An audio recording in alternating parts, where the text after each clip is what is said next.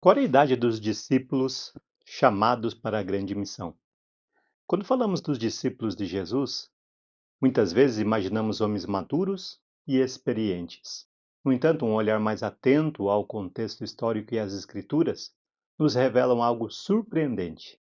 Eles eram provavelmente bem jovens, talvez até adolescentes, quando foram chamados. No Templo de Jerusalém havia um imposto obrigatório para homens acima de 20 anos, em Êxodo 30, versículo 14. Em Mateus 17, 24 ao 27, vemos Jesus e Pedro pagando esse imposto, sugerindo que apenas eles tinham mais de 20 anos. Se os outros discípulos também tivessem mais de 20 anos, eles também teriam pago o imposto, não acha? A idade média do casamento na época de Jesus era entre 18 e 20 anos. Pedro é o único descrito como casado em Mateus 8,14, o que sugere que os outros discípulos eram mais jovens e ainda não haviam se casado. Além disso, Jesus frequentemente se referia a eles como filhos ou pequeninos. João capítulo 13, versículo 33. Eram termos carinhosos para jovens. A atitude dos discípulos também aponta para a sua juventude. Por exemplo, a mãe de Tiago e João pediu a Jesus um lugar especial para os seus filhos no reino, em Mateus 20, do 20 e 21. Essa intercessão era típica de jovens que dependiam dos seus pais. Outro ponto interessante é a longevidade do apóstolo João. Ele escreveu o Apocalipse por volta de 95 depois de Cristo. Se João viveu até cerca de 96 anos depois, ele deve ter sido muito jovem, talvez até um adolescente, quando Jesus o chamou, já que a expectativa de vida na época era relativamente baixa. Essa juventude dos discípulos nos ensina uma lição interessante.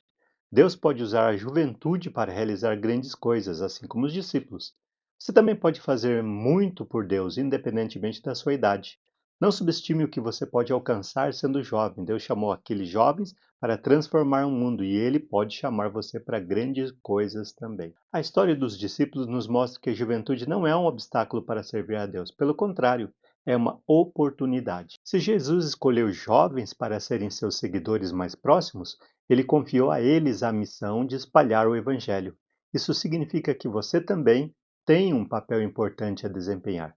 Seja confiante, busque a verdade e permita que Deus use a sua juventude para grandes propósitos. Não foi por acaso que o apóstolo Paulo escreveu para Timóteo sobre a sua juventude e como se comportar para ser usado por Deus.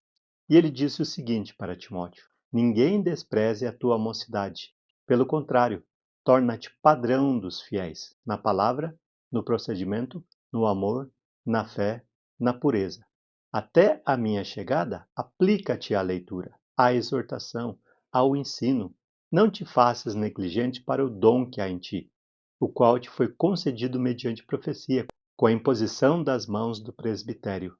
Medita estas coisas e nelas sê diligente, para que o teu progresso a todos seja manifesto.